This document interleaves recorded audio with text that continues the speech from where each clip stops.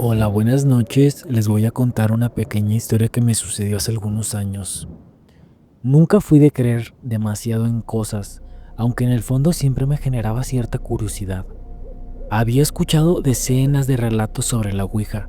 Unos hablaban de contactos con familiares fallecidos, otros de entidades oscuras que quedaban en las casas, pero siempre pensé que eran exageraciones para asustar a la gente.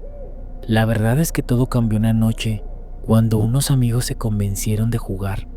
Nunca olvidaré esa experiencia, porque desde entonces la palabra juego dejó de tener sentido cuando se trata de ese tablero. Éramos 5, todos de la misma edad, veintitantos años. La idea surgió en una reunión cualquiera, entre cervezas y pláticas de madrugada. Alguien mencionó la Ouija, y como suele pasar, los demás comenzaron a bromear, a contar historias y a retarse entre sí para probarlo. Yo traté de mantenerme al margen, pero terminé siendo arrastrado por la presión del grupo. Uno de ellos, Julián, dijo que su hermana tenía un tablero guardado porque alguna vez lo había comprado por diversión. A la media hora ya lo tenían en las manos, con las letras impresas en dorado, el sí, el no, el adiós y un puntero triangular de madera que reflejaba la luz tenue del foco del cuarto. La atmósfera ya era extraña desde el inicio. Decidimos apagar las luces y dejar solo una vela sobre la mesa, como si inconscientemente buscáramos intensificar la experiencia. Colocamos nuestras manos sobre el puntero, apenas rozándolo con las yemas de los dedos, y comenzaron con las típicas preguntas tontas. ¿Hay alguien aquí? ¿Quieres hablar con nosotros? Haz una señal si nos escuchas. Al principio nada se movía, y eso generó risas nerviosas, burlas y hasta algún bostezo, pero después de unos minutos el puntero se deslizó suavemente hacia el sí. Nos miramos entre todos, acusándonos unos a otros de estar empujando, pero lo extraño fue que el movimiento se sintió ligero, como si realmente algo externo lo estuviera guiando. Alguien preguntó, ¿quién eres? La respuesta fue inquietante. El puntero comenzó a recorrer lentamente las letras hasta formar el nombre de Daniel. Al principio no nos dijo nada, pero uno de los presentes, Roberto, se quedó helado. Nos confesó que había tenido un primo llamado Daniel, que había muerto hace poco, en un accidente de coche. Eso hizo que el ambiente dejara de ser divertido para convertirse en algo más serio. Roberto preguntó, ¿eres tu primo? El puntero marcó de nuevo sí. Nadie se atrevió a hablar por unos segundos, porque todos podíamos ver el temblor en sus manos. Yo noté que la vela titiló de una manera extraña, como si una corriente de aire invisible hubiera cruzado la habitación, aunque las ventanas estaban cerradas.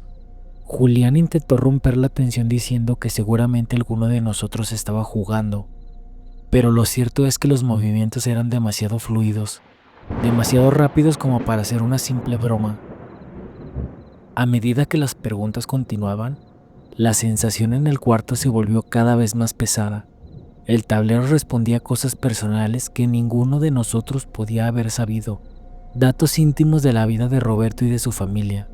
Eso ya nos tenía inquietos, pero lo peor ocurrió cuando el puntero comenzó a moverse solo, sin que nadie hiciera pregunta alguna, formando la palabra mira. En ese instante, escuchamos un golpe seco en la pared detrás de nosotros. Fue tan fuerte que la vela tembló y casi se apaga. Todos dimos un brinco y Roberto se levantó de inmediato, pálido como un papel. Dijo que no podía seguir, que sentía que de verdad algo lo estaba observando. Los demás intentamos tranquilizarlo, diciéndole que quizás el golpe había sido la madera dilatándose o algún ruido de la casa, pero la sensación del aire era otra, como si algo invisible se hubiera colado en la habitación. Decidimos continuar, aunque en el fondo yo ya estaba arrepentido de haber puesto siquiera un dedo en ese tablero. Preguntamos que qué quería esa presencia, y el puntero formó la palabra, estoy. ¿Dónde? Preguntó Julián con una voz temblorosa. La respuesta fue, atrás. El silencio se volvió insoportable. Ninguno de nosotros quiso voltear, aunque la intuición me decía que algo realmente estaba parado justo atrás. El ambiente se volvió helado, un frío que no venía de ninguna parte, y la vela empezó a proyectar sombras más largas, como si se deformaran en la pared. Alguien, no recuerdo quién, juntó el valor para girarse, pero no vio nada. Eso nos dio un poco de alivio, aunque era evidente que algo raro estaba pasando. Lo que más me perturbó fue que el puntero no se detenía, seguía marcando las letras una tras otra, como si esa entidad estuviera desesperada por comunicarse. Lo que escribió me dejó sin aliento. Sácame. Le preguntamos ¿de dónde? Y marcó oscuridad. Fue entonces que Julián, entre nervios y molesto, gritó que todo era una farsa y levantó bruscamente la mano del tablero. En ese mismo segundo, la vela se apagó sola. Nos quedamos a oscuras, en un silencio absoluto, roto solo por nuestra respiración agitada. Tardamos unos segundos en encender la luz del celular, y cuando por fin volvió la claridad, lo que vimos nos dejó helados. El puntero estaba en el adiós, aunque nadie lo había movido hasta ahí. Decidimos dar por terminada la sesión, tratando de disimular con bromas nerviosas lo que había pasado, pero el miedo estaba en todos. Esa noche me costó trabajo dormir. Cada pequeño ruido me parecía sospechoso y tenía la sensación de que alguien estaba en mi cuarto, parado en la oscuridad. Con el paso de los días, los demás también empezaron a contarme cosas extrañas. Roberto escuchaba que lo llamaban por su nombre cuando estaba solo. Julián aseguraba que su perro ladraba cada madrugada hacia una esquina vacía. Y a mí me empezó a ocurrir algo peor. Despertaba todas las noches a la misma hora, las 3:14 de la madrugada, con una sensación insoportable de que alguien estaba sentado en los pies de mi cama.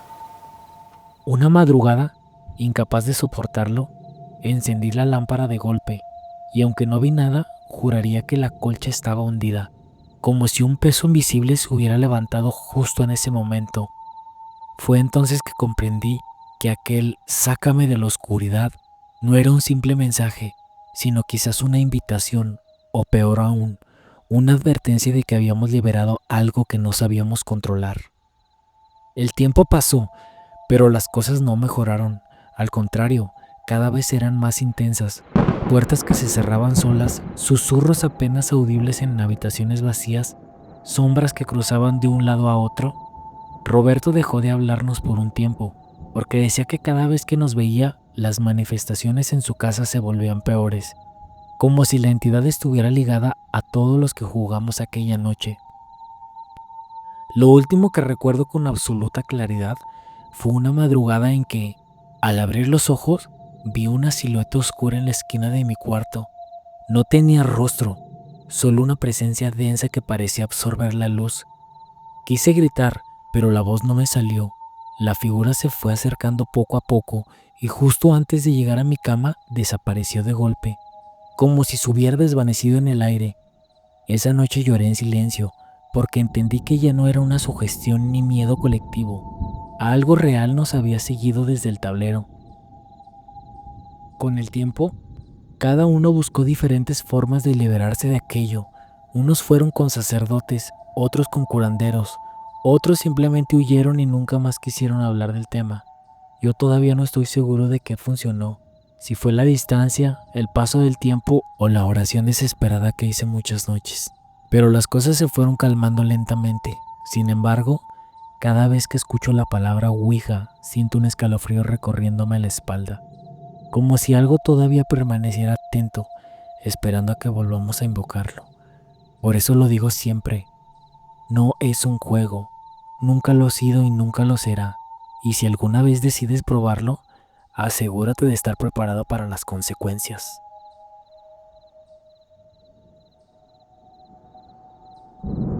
Quiero recordarte algo importante. Si te gustan este tipo de experiencias y quieres escuchar más historias reales y escalofriantes, suscríbete ahora mismo al canal. Activa la campanita para que no te pierdas ningún video y deja tu like, porque con tu apoyo podemos seguir compartiendo más de estos relatos que pocos se atreven a contar.